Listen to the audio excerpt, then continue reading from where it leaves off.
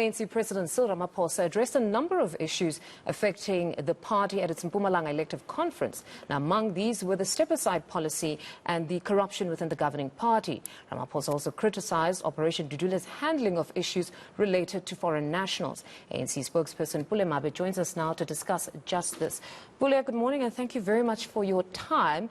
You were one of the NEC deployees that were in Mpumalanga this weekend, so I think you'd be best placed to give us an overall assessment of how the conference ran. Talk to me about that. Good morning. Of course, I was part of the deployees that were sent by the Treasurer General, Comrade Pule Mabe, to be part of those comrades who will work towards overseeing the whole activities around conference. Conference was quite peaceful. I must say it went well. On Friday, when we began conference, the Treasurer General opened the conference. We were well received by the delegates of the over 700 delegates that made that conference. We must commend them for the manner in which they conducted themselves.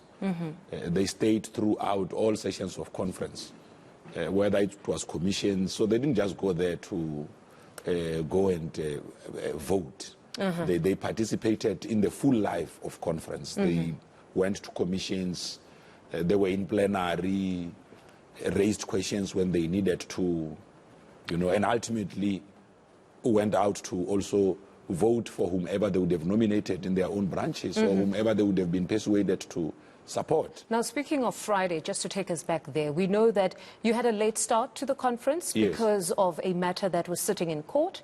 That matter was dismissed. Yes, but just for the benefit of your viewers, we did not have a late start because of the court case. All right. We had a late start in part because of registration. I was here on Thursday talking to a colleague of yours, and we had clarified that the court case had no bearing on us holding or not holding conference. We had said we were steaming ahead, as if things were normal like that. So we did not alter our program to try and give space to the court. We were confident that process of the ANC are such that even any other court where the matters have got to be ventilated on, they will still find that there was no wrong, at least on the part of the African National Congress. But on that affidavit, really it seems that Pule Mabe confined himself to matters around the urgency, because that's what you guys were arguing this time around, that matter we don't believe is urgent, warranting us interdicting. But it seems in those papers that there's a part B where you guys will tackle the process. Are you comfortable with that respect? No, we are. But remember, courts work like this. If you put an application on the basis of agency, we've got to deal with that aspect. That's how it works. We are not going to really venture into merits and demerits of what you are arguing, because agency must first be granted. Yes, so which was dismissed. And we also know that even on the substantive part, there would still have been a dismissal. So we're not worried about that. But the only reason I'm tackling it is because you touched on process. So then I wanted to remind our audience that this was confined to just urgency, that you guys will get to the merit of that affidavit to say that you followed your processes to the T, which is quite topical. When we speak of the NWC, Mr. Mabe, do they in fact have the powers to disband, or it is the NEC? Just if we could tackle that one insofar as the processes, having read that affidavit. Well, for your benefit, that of your viewers and many others who really take interest in activities of the ANC, the rule book of the ANC is its constitution. Now, clause 13.8.2 of the ANC constitution enjoins the National Working Committee to effectively execute the current work of the African National Congress. What that means is that we ceased with the day-to-day running of organization. Now, the province of Mpumalanga, like the province of the Eastern Cape, had already expired in terms of their own mandate. Now, we have now become too litigious as an organization. So now if you allow a structure whose mandate has lapsed to then continue with activities of organizing a conference, now a case is going to be brought up. But when this structure organized that conference, they did not have the mandate to do so. Now, when you mitigate against those, because when you do a day-to-day running, it means that you must also assess the state of structures, including their own health. So when you do health check, you also say, okay, is this structure still valid? Can it still work? But one would assume the decision would then be ratified by the NEC, am I correct? Which sat on the 25th. Which did exactly that. Oh, okay. Yes, so that happened. So now, because you don't, when you come out of the NEC, then you don't perform any political work up until the NEC. No, you have to be seen doing work, and you have to be seen acting in a responsible manner. Now, it was a responsible action on the part of the National Working Committee to do exactly that, because by doing that, it sought to protect the property of the African National Congress. Then let's go to the conference itself. We saw somewhat of a successful conference, if you will. We had the 5 PEC members, the top 5, Mandla Ndlovu. Among them there was also Mandla Msibi, which became a very topical point for many, where it seems that either one could characterize this as the branches not particularly being clear on the guidelines of your step-aside policy, or perhaps disregarding it. What would you make of that decision to nominate and subsequently elect Mandla Msibi, given the position of the ANC on people who are charged? These are lessons that we are drawing as we move forward. And I think the President did clarify this matter yesterday. The guidelines were developed on stepping aside. That very document, it's a working document. Being a working document means that as you pick up different experiences along the way, you are also bound to then go back and say, how do I best enrich my guidelines to be able to respond to conditions that I'm finding myself in? So when the NEC, because if our documents were just cast in stone like that, we will not be using experiences to enrich them. So now, here we are picking on experiences. We are duty bound to now go back and then as the National Executive Committee and then say, given these experiences that we are picking up, we need to make sure that our documents, one, are not vague, they are quite clear on instances such as this. What do we say when a person has stepped aside? Do we then say to branches, because remember, you need to then link that again with what the Constitution of the African National Congress say as it relates to the duties and obligations of a member. A member is entitled to vote and be voted, to nominate and be nominated. So along the way, and perhaps the fortunate part is that all of these interesting developments are happening at a time when the ANC is preparing itself to go to the 55th National Conference. It means as we go to a policy conference, and ultimately the National Conference, we'll have to then reflect and say, given the experiences we have drawn along the way as it relates to the implementation of some of our resolutions, we believe that we need to tie these things up and make sure that they are also linked to the constitutionality and the obligations of members, what they may and may not enjoy. Because if you don't link those, you will always find that there is this gray area. An element of ambiguity. Yes. I mean, for instance, you are elected into a position of responsibility. And immediately at that point of being elected, because you've already written a letter that I'm stepping aside while I'm dealing with these issues, immediately at that point, you have to then continue with your own suspension as per the step-aside... as one would assume. So, as per the step-aside guidelines, which was the instance, which was the situation in the case of Comrade Mandla. He had previously advised the organization of him stepping aside from his responsibilities, including as MEC and as a member of the Provincial Executive Committee at the time. Now, a nomination had happened now. But that nomination, I hear you saying it's vague, but several others are saying that it's straightforward. There's possibility. I'm not saying the nomination is vague. No, not the nomination, but that perhaps there's an element of ambiguity or vagueness within the guidelines, where it could have been open to misinterpretation by branch members? No, there is no misinterpretation by branch members. That's why the African National Congress National Executive Committee, now that it is seized with this matter, has got to pronounce itself That once you have stepped aside, you cannot be eligible. We must not even eligibility. We've got to then clarify that conditionalities associated with stepping aside, as it relates to you contesting for a position of responsibility, this is what it means. Remember, stepping aside does not mean relinquishing your membership. Fair enough. So now, if you don't relinquish your membership in terms of the ANC constitution, it means that you still enjoy the very rights of members. But if the current situation still exists that forced you to step aside, what does it mean? Can I just continue with the point? Because, and this is now factual. Mm-hmm. You are a member of the ANC in good standing.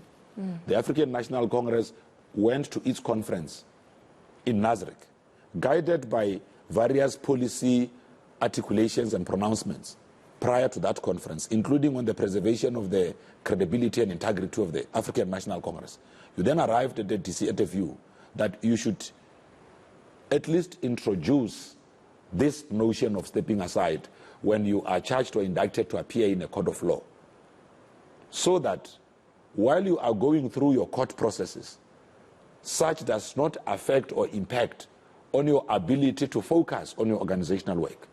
But knowing that sometimes, because the ANC is not in charge of the prosecutorial space, sometimes it could take longer than expected. And you know, there's a notion of justice being delayed, justice being denied. Now, we then said, every 6 months, and it's there in the guidelines, every 6 months we'll do a review.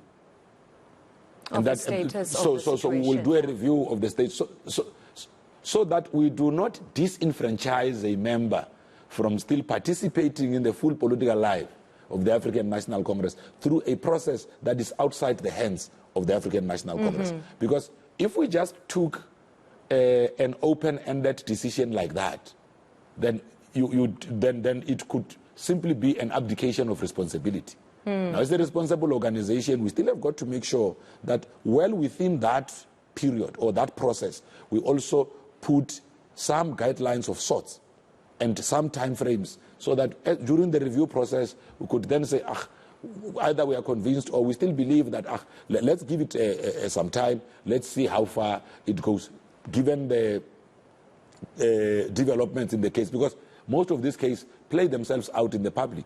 The relevant structures that need to really get closer to those would also at least be able to see what are the developments. All right. But having said this, and maybe to conclude on this matter, so that ourselves as National Executive Committee members don't find ourselves in a situation where we now have to be interpreting what the step-aside guidelines mean in different ways. Yeah. Safe to say that the President of the ANC has spoken on this matter, directed all efforts of the National Executive Committee to be seized with this, so that when we come out of either the next NWC or next NEC, we could be able to pronounce ourselves on it, what is now a position of the organization, and be able to also direct all our structures, because the situation that we saw in Mpumalanga, where a cadre who has been asked to, or who has written that he will be stepping aside while he's dealing with his own case, has now been elected into a position of responsibility.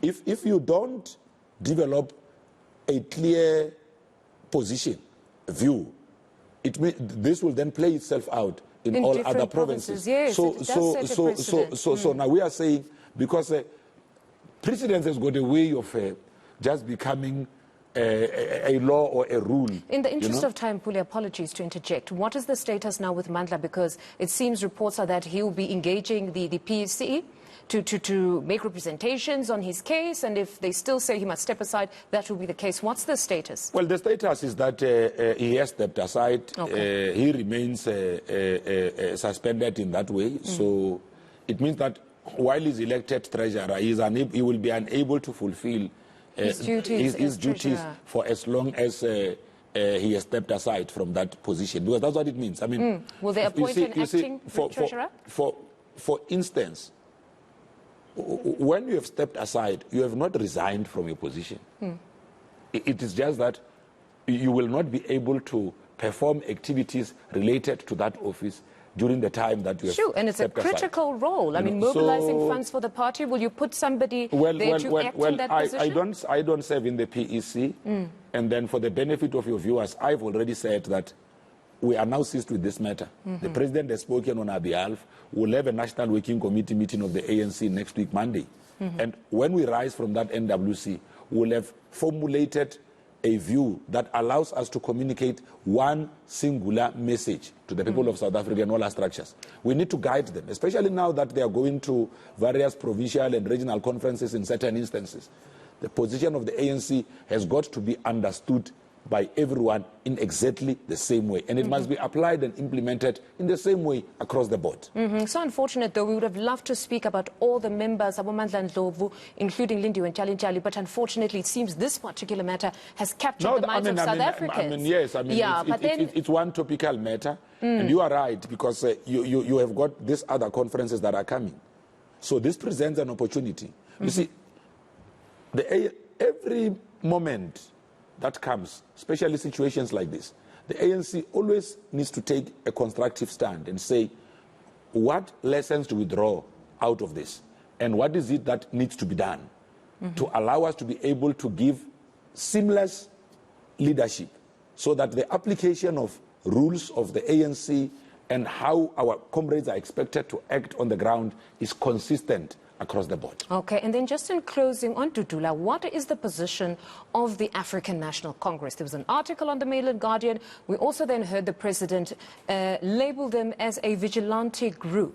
So what is the official position, if you had to clarify where the ANC stands on these matters around Operation Dudula's modus operandi insofar as foreign nationals are concerned? Well, for the benefit of you and your viewers, I was with the president yesterday. And he didn't label them as a vigilante group. He said that all these different formations should not carry themselves like vigilante groups. All right. You know, so it's very important, because if it is not corrected, then it goes out there as a fact. Okay. You see, Operation Dudula, like all other formations, all they need to understand is that if they believe that what they are raising out there is genuine, they do not have to take the law into their own hands.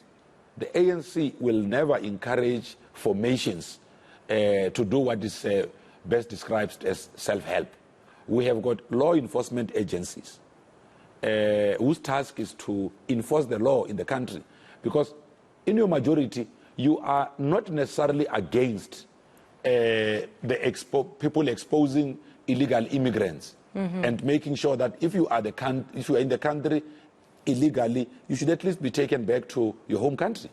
Because the problem that young people are raising, those who are jobless and believe that their jobs are taken by illegal immigrants, is that these people come in the country illegally, take jobs that they could legitimately be occupying themselves as young South Africans, and sometimes they feel that actions is not being taken much faster. Now, the ANC's position on immigration and border management is one that promotes legality.